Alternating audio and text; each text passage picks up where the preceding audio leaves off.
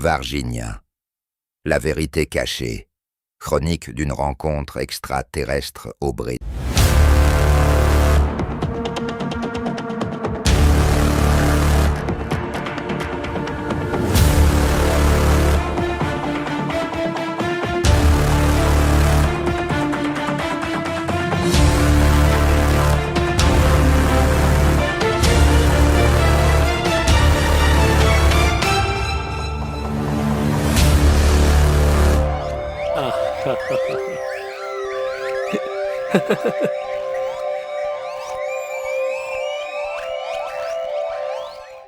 L'été brésilien bat son plein, mais une atmosphère étrange plane au-dessus de Varginha. Des agriculteurs isolés signalent des lumières nocturnes aux mouvements erratiques, des flashs inexplicables illuminant l'horizon. Des conducteurs de camions sur les routes sinueuses affirment avoir aperçu des objets sombres et silencieux traverser le ciel à une vitesse stupéfiante. Ces observations, d'abord isolées et discréditées, commencent lentement à tisser une toile de fond d'événements anormaux. Les habitants discutent autour de bières fraîches. Les rumeurs commencent à circuler. Quelqu'un a vu une étoile filante bizarre. Non, c'était plus gros. Ça ne faisait pas de bruit. Un certain scepticisme domine, mais une pointe d'incertitude se glisse dans les conversations.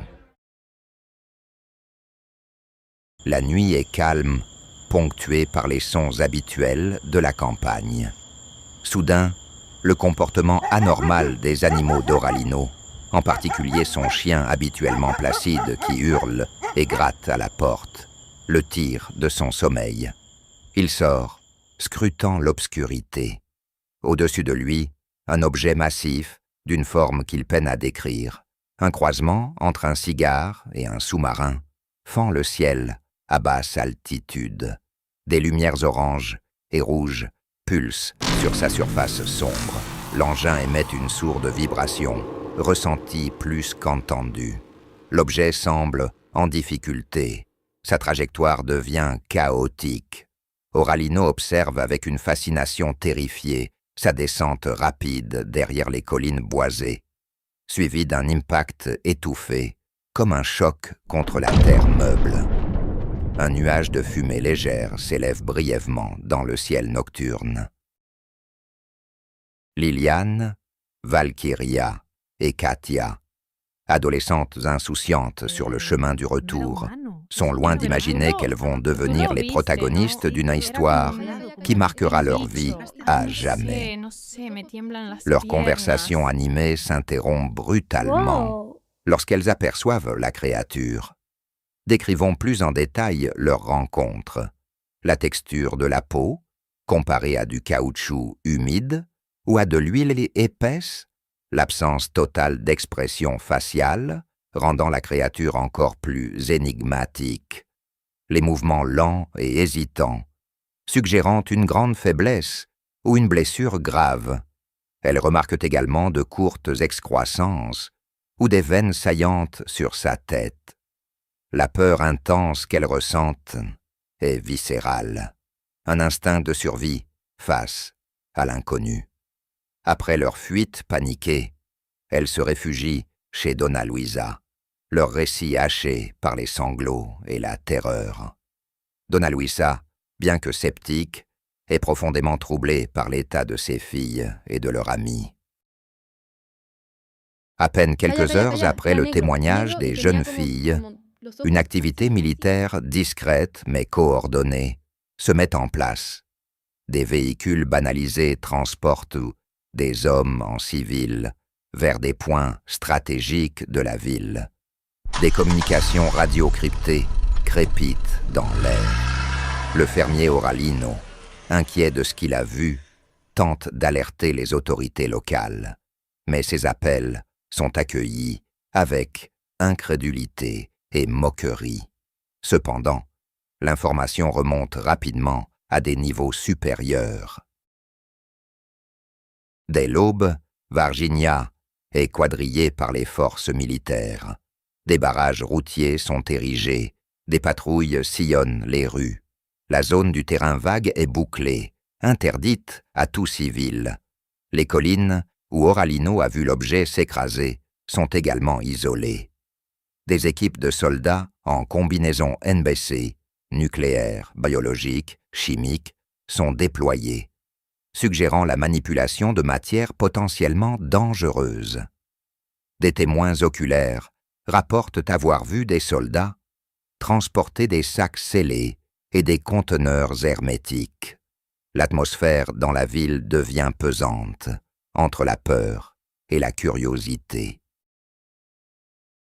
Des témoignages moins connus, mais persistants, font état de plusieurs captures. Un groupe d'enfants jouant près d'un bois aurait aperçu une autre créature, plus agile et moins blessée, avant d'être rapidement éloigné par des hommes en uniforme. Un vétérinaire local aurait été réquisitionné pour examiner un animal étrange avant d'être sommé au silence. L'activité autour de l'hôpital Humanitas s'intensifie. Des ambulances escortées par des véhicules militaires arrivent et repartent à toute vitesse. Des employés de l'hôpital, sous serment, murmurent avoir vu des patients très inhabituels. Marco Eli Cherez, policier militaire zélé et respecté, est en première ligne lors des opérations de sécurisation. Il participe activement au transport de l'une des créatures capturées, selon des témoignages non confirmés de ses collègues. Progressivement, il développe des symptômes étranges, une faiblesse soudaine, des difficultés respiratoires, une fièvre persistante que les traitements habituels ne parviennent pas à maîtriser. Son état se détériore rapidement, déconcertant les médecins locaux. Des ordres stricts émanent des plus hautes sphères du gouvernement brésilien. L'incident de Varginha n'a jamais eu lieu. La version officielle d'exercice militaire doit être martelée. Toute autre information est qualifiée de rumeur infondée et de désinformation. Des communiqués de presse laconiques sont diffusés, expliquant l'activité militaire par des manœuvres planifiées de longue date. L'observation des jeunes filles est attribuée à une hallucination collective ou à la confusion avec une personne sans abri souffrant de troubles physiques. Des ufologues du monde entier, comme Ubirajara Franco Rodrigues et Vittorio Paccaccini, mènent des enquêtes approfondies. Ils recueillent des centaines de témoignages, analysent des photos et des vidéos amateurs, souvent floues et peu concluantes, et tentent de percer le mur de silence officiel.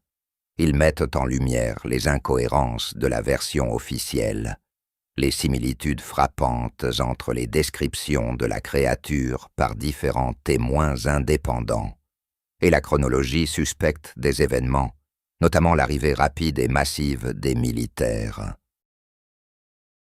Des témoins secondaires, comme des employés de l'hôpital, des voisins ayant vu les convois militaires, et d'anciens policiers, partagent leurs bribes d'informations, souvent sous couvert d'anonymat, par peur de représailles. Leurs témoignages fragmentés ajoutent des pièces au puzzle, suggérant une opération de dissimulation à grande échelle. Le décès rapide et inexpliqué de Marco Eli Chereza alimente les théories les plus controversées. Des analyses médicales ultérieures, obtenues de manière non officielle, suggèrent une infection atypique et fulgurante, différente de toute maladie connue dans la région. Certains ufologues émettent l'hypothèse d'une contamination par un agent biologique extraterrestre. Varginha est devenu un lieu de pèlerinage pour les passionnés d'OVNI. Des colloques internationaux y sont organisés. Des théories alternatives émergent. Un crash d'un satellite secret, une expérience militaire ayant mal tourné, une manipulation psychologique à grande échelle. Cependant, le témoignage constant et cohérent des 3 jeunes femmes reste au cœur de l'énigme. Des experts débattent passionnément, présentant des éléments de preuve, des analyses de témoignages et des contre-arguments. Le consensus est loin d'être atteint, mais l'affaire de Varginha continue de fasciner et de défier les explications conventionnelles. Mon regard se lève lentement vers le ciel nocturne au-dessus de Varginha, les étoiles scintillant comme autant de points d'interrogation. Qu'est-ce qui s'est réellement écrasé cette nuit de janvier 1996 ? Qu'étaient ces créatures aux yeux rouges ? Et pourquoi un tel silence officiel ? Les réponses restent enfouies dans les archives secrètes, dans la mémoire des témoins et peut-être au-delà des étoiles. Le mystère de Varginha continue de hanter l'histoire de l'ufologie, un rappel poignant de notre ignorance face à l'immensité de l'univers.